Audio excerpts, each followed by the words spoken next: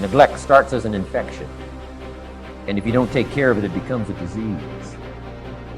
And one neglect leads to another.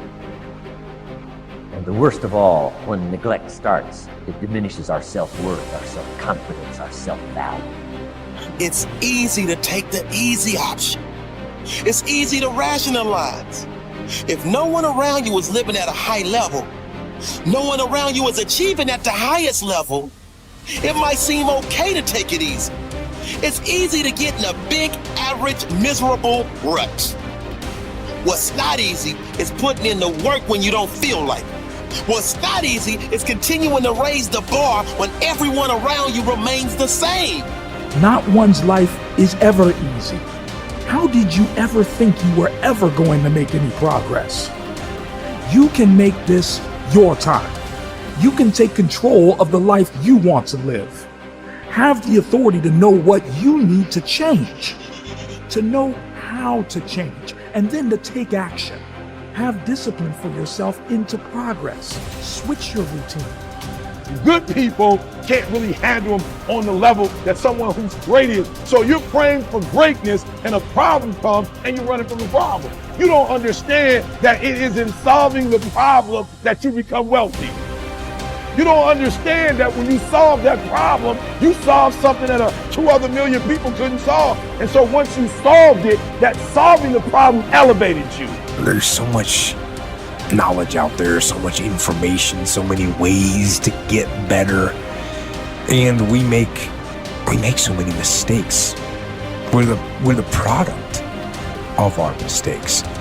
And oftentimes the lesson is sitting there right in front of our face.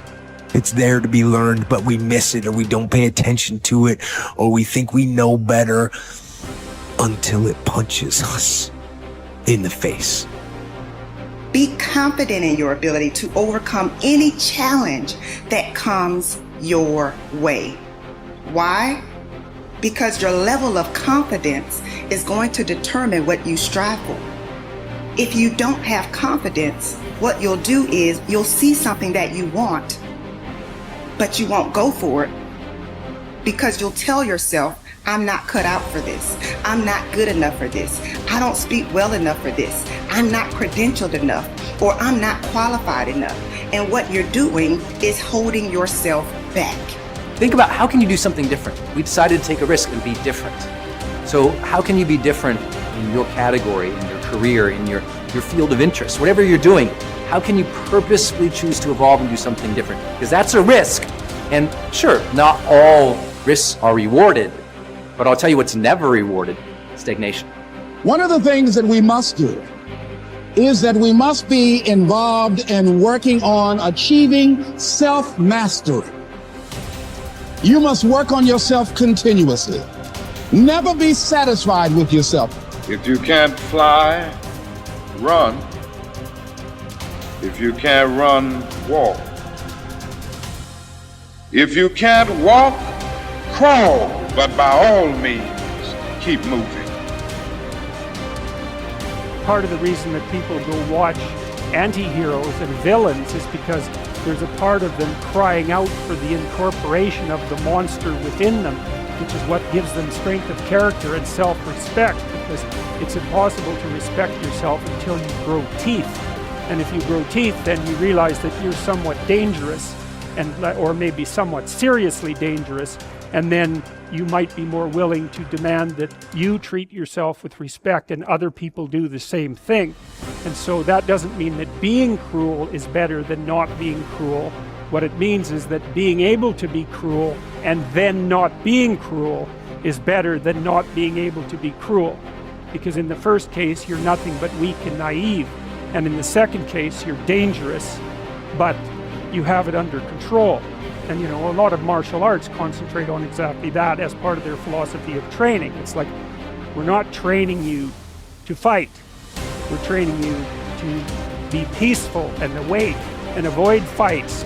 But if you happen to have to get in one, and I guess the philosophy also is that if you're competent at fighting, that actually decreases the probability that you're going to have to fight, because when someone pushes you, you'll be able to respond with confidence, and with any luck, and this is certainly the case with bullies, with any luck, a reasonable show of confidence, which is very much equivalent to a show of dominance, is going to be enough to make the bully back off. And so the strength that you develop in your monstrousness is actually the best guarantee of peace. And that's partly why Jung believed that it was necessary for people to integrate their shadow.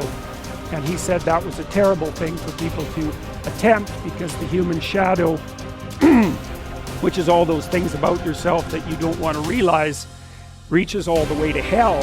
And what he meant by that was, it's through an analysis of your own shadow that you can come to understand why other people are capable, and you as well, of the sorts of terrible atrocities that characterize, let's say, the 20th century. And without that understanding, there's no possibility of bringing it under control. It's also partly why the path to enlightenment and wisdom is seldom trod upon, because if it was all a matter of following your bliss and doing what made you happy, then everyone in the world would be a paragon of wisdom. But it's not that at all.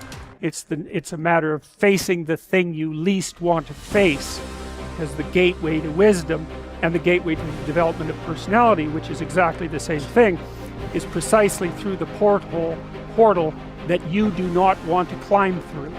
And the reason for that's actually quite technical. This is a Jungian presupposition too, is that, well, there's a bunch of things about you that are underdeveloped, and a lot of those things are because there's things you've avoided looking at because you don't want to look at them, and there's parts of you you've avoided developing because it's hard for you to develop those parts. And so it's by virtual necessity that what you need is where you don't want to look, because that's where you've kept it. The starting point of setting goals is for you to throw off all mental limitations and let your mind roam freely across the entire universe of possibilities. Your primary job at the beginning is to allow yourself to dream big dreams and determine exactly what it is you want out of life, in every area and in every dimension. Decide what's right before you decide what's possible. Imagine that you can be or have or do virtually anything that you really want to, as long as you know exactly what it is. First, make up a dream list. Temporarily imagine that you have no limitations of time, money, knowledge, contacts, experience, or education. Imagine that anything that you can write down is possible for you. Remember, anything that you can clearly define and crystallize on paper is probably possible if you want it long enough and hard enough and are willing to make whatever efforts and sacrifices are necessary. There are no unrealistic goals, only unrealistic timelines. The very act of writing your goals down sets the whole universe to work in your favor and activates all the mental laws to help you. In fact, many people have had the experience of writing out a list of goals on New Year's Day, putting them away and not referring to them again until the end of the year, and then finding that 80% of the goals have been achieved, sometimes in the most amazing ways. The very act of writing down big, challenging goals causes three things to happen. First, your self-concept improves and your self-confidence goes up immediately. The act of setting goals requires self-confidence and simultaneously builds self-confidence. Having the courage to write down what you really want improves your self-image and raises your self-esteem. The action itself generates a feeling of greater personal power and ability. Second, tap into your mental and emotional powers. Goal setting actually gives you a burst of physical and mental energy. Your heart rate and your respiratory rate speed up. The very act of goal setting is inherently exciting. It sounds a little corny, but someone once said, feeling listless. Make a list, it's true. It's like stepping on the accelerator of your own mental and physical potential. And if you do it every day, the results can be amazing. Third, commit it to paper. The very fact that you have committed a goal to paper dramatically increases the likelihood that you will achieve that goal. Your mind is structured in such a way that you cannot write down a goal clearly on paper without simultaneously having the ability to somehow attain it. The most important question is, how badly do you want it? As soon as you plant the garden, the busy bugs and the noxious weeds are out to take it. And you've got to learn not only to nourish your values, you've got to learn to do battle with your enemies. Whatever threatens you, I'm asking you to threaten it back. Take care of your responsibility, but don't take anything off of anybody. Somebody wants to destroy your chances for a good future by their negative talk, negative thinking, putting it all down. I'm telling you, walk away if you have to. Walk away. Whatever threatens you, threaten it back. Whatever threatens your opportunity, threaten it back. Now, some of our enemies are on the outside, but here's the most important thing to understand. Some of our enemies are on the inside. Let me give you a quick list. Indifference. You got to do battle with your own indifference. Boy, it's easy to coast, especially if you've accomplished something, extraordinary. Now, somebody says, I got to relax. Here's the key. Not too long. The weeds will take all you plant if you rest too long. Don't rest too long. Indecision. You got to make those decisions. The ones that don't turn out to be good gives you experience to make better decisions. Don't let much time go by without making some decisions. The ones that you can make quickly, make them quickly. The ones that take time, take your time. But get those decisions made. Don't let indecision be an enemy, rob you of the future, empty your bank account, leave you with zero in the purse. Don't let that happen. The next one is doubt. But I'm asking you not to pick up all those doubts. I'm asking you to have some faith, have some courage, believe, drive your doubts into a small corner. Don't let them loose like a mad dog, drive you into a small corner.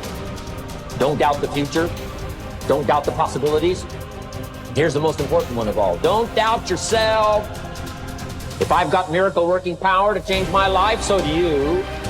If I've got the ability to change, so do you. If I've got the ability to read, so do you. If I can discover, so can you. If I can grow, you can grow.